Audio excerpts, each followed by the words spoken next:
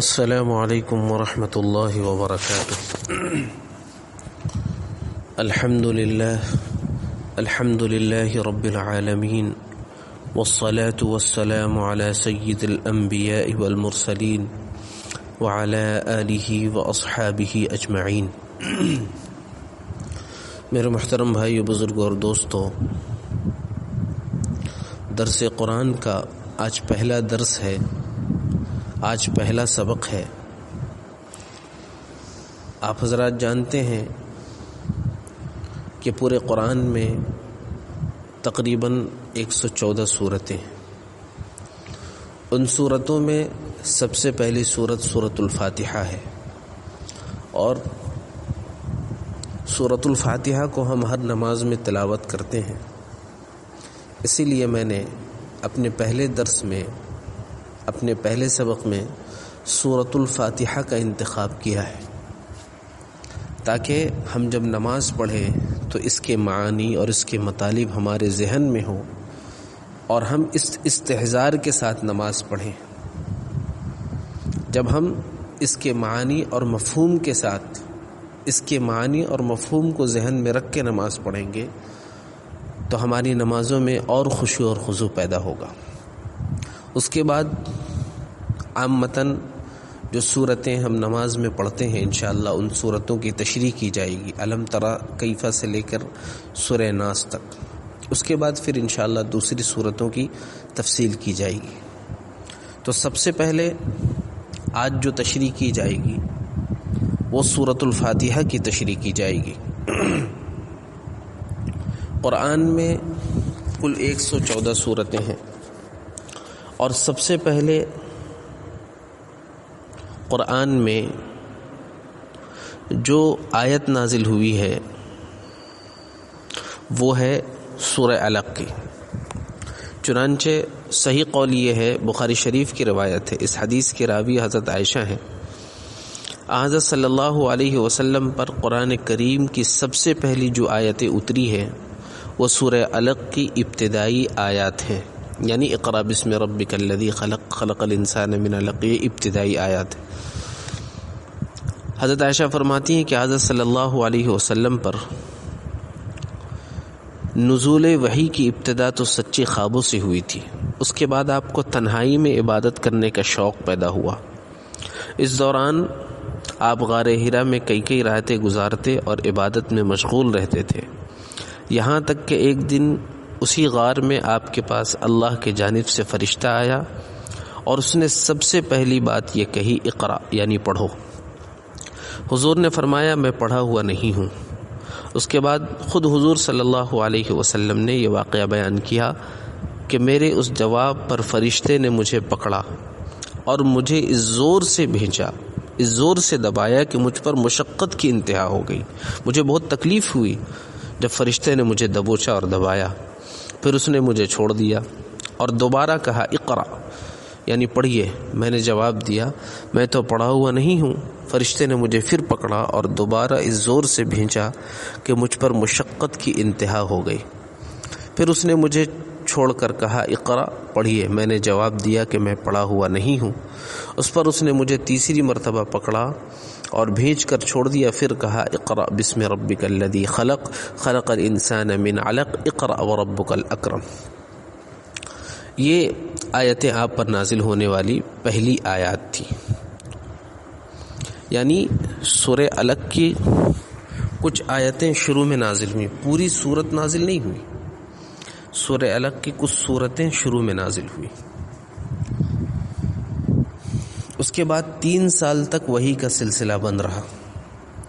اسی زمانے کو فترت وحی کا زمانہ کہتے ہیں۔ پھر 3 سال کے بعد وہی فرشتہ یعنی حضرت جبرائیل جو غار حرا میں آئے تھے، آپ کو آسمان اور زمین کے درمیان دکھائی دیے، اور پھر حضرت جبرائیل نے سورہ مدثر کی ابتدائی آیات آپ کو سنائی۔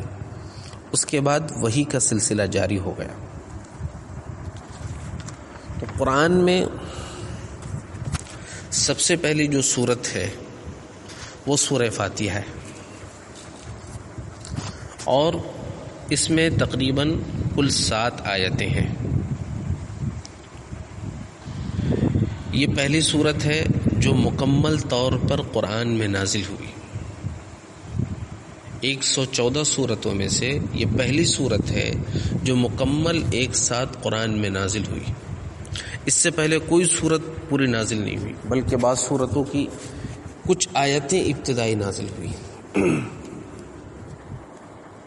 اور اس صورت کو قرآن کریم کے شروع میں رکھنے کا منشا بظاہر یہ ہے کہ جو شخص قرآن کریم سے ہدایت حاصل کرنا چاہتا ہو اسے سب سے پہلے اپنے خالق اور مالک کی صفات کا اعتراف کرتے ہوئے اس کا شکر ادا کرنا چاہیے، اور ایک حق کے طلبگار کی طرح اسی سے ہدایت مانگنی چاہیے.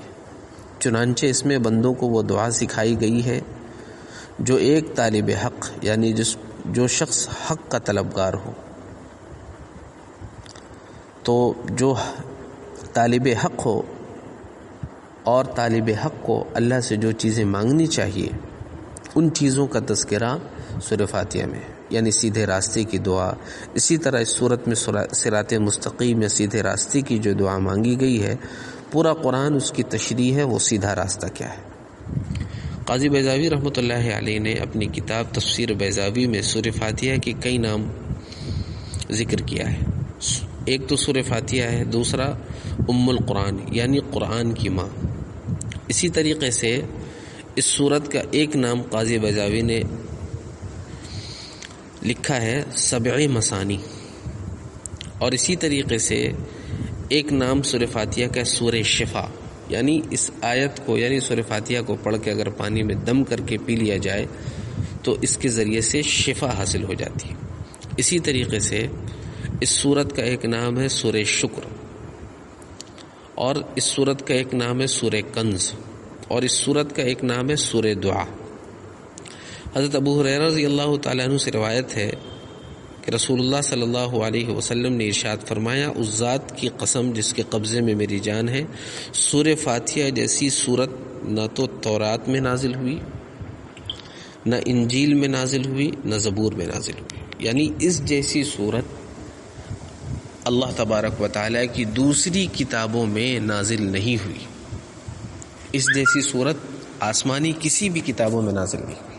تو یہ ہم لوگوں کے لیے بڑی سعادت کی بات ہے کہ اللہ نے اتنی اعلیٰ صورت کو نازل فرمایا. تو اس کی سب سے پہلے اس صورت کی تلاوت کرتا ہوں، اس کے بعد پھر اس کا ترجمہ اور اس کی تشریح کرتا ہوں.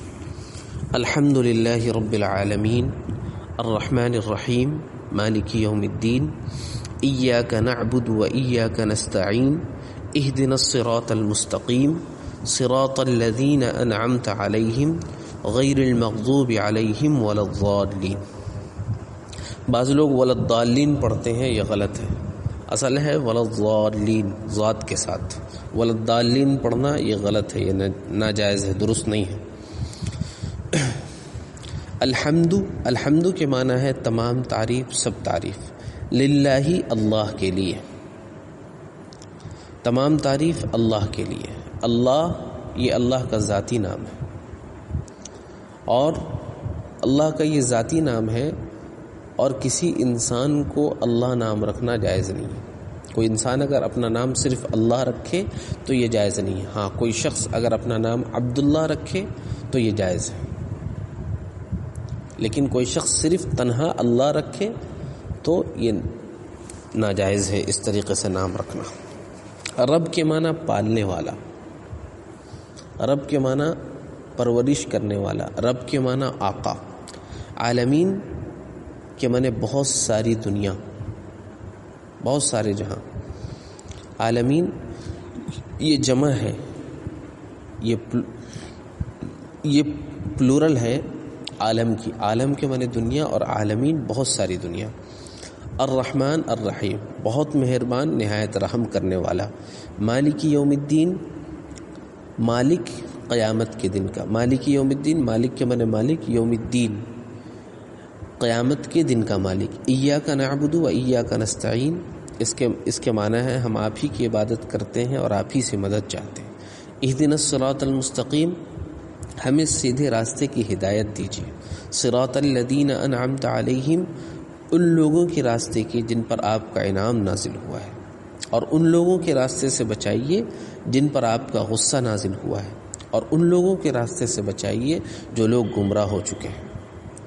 تو یہ سورہ فاتحہ کا ترجمہ ہے کہ تمام تعریف اللہ کے لیے ہے جو تمام جہانوں کا پالنے والا ہے، تمام جہانوں کا آقا ہے، الرحمن الرحیم، جو نہایت مہربان ہے، جو بڑا مہربان نہایت رحم کرنے والا ہے۔ الرحمن جو بڑا مہربان، الرحیم جو نہایت رحم کرنے والا ہے، مالک یوم الدین جو قیامت کے دن کا مالک ہے۔ ایاک نعبد و ایاک نستعین، ہم آپ ہی کی عبادت کرتے ہیں اور آپ ہی سے مدد چاہتے ہیں۔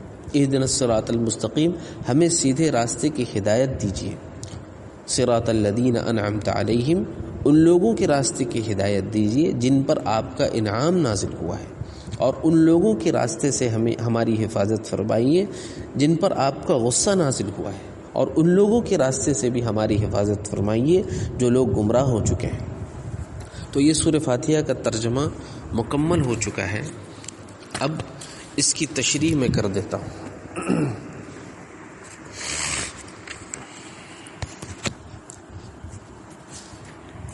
سب سے پہلے فرمایا الحمدللہ رب العالمین، تمام تعریف، سب تعریف یہ اللہ کے لیے۔ کیوں ہے اللہ کے لیے؟ اس لیے کہ اللہ تمام جہانوں کا پالنے والا ہے۔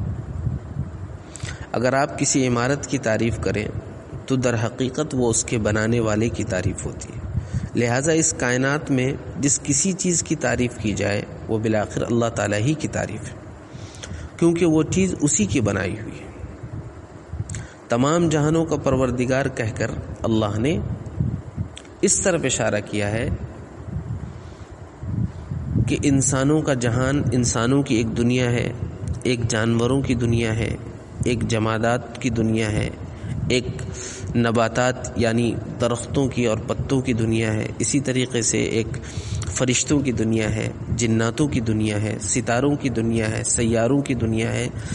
ان تمام جہان کا پالنے والا اور ان تمام جہانوں کا یعنی فرشتوں کی دنیا ہے، جناتوں کی دنیا ہے، ستاروں کی دنیا ہے، اور درختوں کی دنیا ہے، اور چرند پرند کی دنیا ہے، جانوروں کی دنیا ہے، ان تمام دنیا اور ان تمام جہانوں کا پالنے والا وہ اللہ کی ذات ہے۔ اور ان جہانوں میں جو کوئی چیز قابل تعریف ہے وہ اللہ کی تخلیق اور شان ربوبیت کی وجہ سے۔ آج ہم کسی کی تعریف کرتے ہیں تو در حقیقت وہ اللہ کی تعریف ہے۔ انسان نے ٹیکنالوجی کا ایجاد کیا، کمپیوٹر کا ایجاد کیا اور بہت ساری چیزوں کو بنایا، تو انسان کو کس نے بنایا؟ انسان کو اللہ نے بنایا۔ تو جب تک تعریف دنیا میں ہوگی یا ہوتی رہے گی، اصل میں در حقیقت وہ اللہ کی تعریف ہوگی۔ آگے ہے الرحمن الرحیم، جو بڑا مہربان نہایت رحم کرنے والا ہے۔ مالک یوم الدین، اللہ تبارک و تعالی روز جزا کا مالک ہے، قیامت کا مالک ہے۔ مطلب یہ ہے کہ وہ دن یعنی قیامت کے دن جب تمام بندوں کو ان کے دنیا میں کیے ہوئے اعمال کا بدلہ دیا جائے گا۔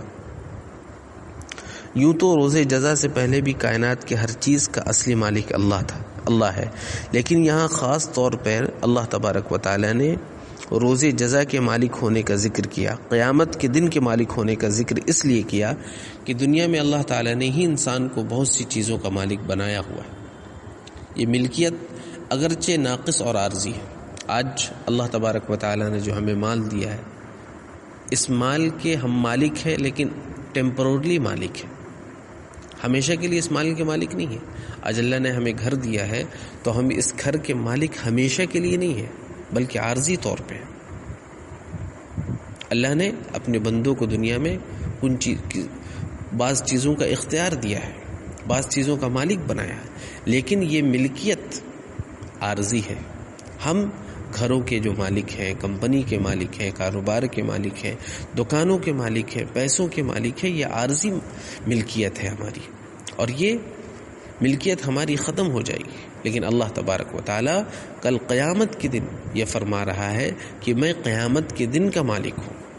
آج دنیا کے جتنے بھی بڑے بھی بادشاہ، ان کی ملکیت ختم ہو جائے گی، اور کل قیامت کے دن صرف اللہ تبارک و تعالیٰ کی ملکیت چلے گی، اللہ تبارک و تعالیٰ تنہا اکیلا مالک ہوگا، اس لیے اللہ نے خاص طور پہ مالک یوم الدین کو ذکر فرمایا، اور فرمایا آگے اہدنا الصراط المستقیم، یہاں سے ایاک نعبد و ایاک نستعین اہدنا الصراط المستقیم، اللہ تبارک و تعالیٰ ہمیں دعا سکھا رہے ہیں کہ ہمیں کس طریقے سے اپنے رب سے مانگنا چاہیے، کس طریقے سے ہم اپنے رب سے فریاد کریں۔ اللہ فرماتے ہیں تم اس طریقے سے کہو ایاک نعبد و ایاک نستعین کہ اے اللہ ہم آپ ہی کی عبادت کرتے ہیں اور آپ ہی سے مدد چاہتے ہیں۔ اہدنا الصراط المستقیم، ہمیں سیدھے راستے کی ہدایت دیجیے، ہمیں صحیح راستے کی رہنمائی فرمائیے کہ کون سا راستہ جنت میں جانے والا ہے، کون سا راستہ انبیاء علیہم الصلاۃ والسلام کا ہے، کون سا صحیح راستہ ہے، اس کی ہمیں ہدایت دیجیے۔ آگے فرمایا صراط الذین انعمت علیہم، اور ان لوگوں کی راستے کی ہمیں ہدایت دیجیے جن پر آپ کا انعام نازل ہوا ہے۔ اس سے مراد 4 جماعتیں ہیں، انبیاء کی جماعتیں ہیں، شہداء کی جماعتیں، صالحین کی جماعتیں۔ قرآن نے اس کا تذکرہ کیا، اولئک الذین انعم اللہ علیہم من النبیین والشہداء والصالحین وحسن اولئک رفیقا۔ تو اللہ تبارک و تعالی نے فرمایا اہدنا الصراط المستقیم صراط الذین انعمت علیہم، ہمیں ان لوگوں کے راستے کی ہدایت دیجیے جن پر آپ کا انعام نازل ہوا ہے۔ اور وہ کون لوگ ہیں جن پر اللہ کا انعام نازل ہوا ہے؟ وہ انبیاء علیہم الصلاۃ والسلام ہیں، وہ صدیقین ہیں، وہ شہداء ہیں، وہ صالحین ہیں۔ تو آیت کریمہ کا مطلب یہ ہوا صراط الذین انعمت علیہم، اے اللہ ہمیں ان لوگوں کے راستے کی ہدایت دیجیے جن پر آپ کا انعام نازل ہوا ہے۔ اور کن پر انعام نازل ہوا ہے؟ نبیوں پر، صالحین پر، صدیقین پر اور شہداء پہ۔ آگے فرمایا غیر المغضوب علیہم ولا الضالین، غیر المغضوب علیہم، ان لوگوں کے راستے سے ہماری حفاظت فرمائیے جن پر آپ کا غصہ نازل ہوا ہے۔ اس سے مراد تفسیر جلالین میں موجود ہے غیر المغضوب علیہم کہ اللہ کا غصہ کن پر نازل ہوا؟ یہودیوں پر۔ یعنی مطلب یہ ہے کہ اللہ تبارک و تعالی ہمیں یہودیوں کے راستے سے اور ان کی اتباع سے ہماری حفاظت فرما دیجیے۔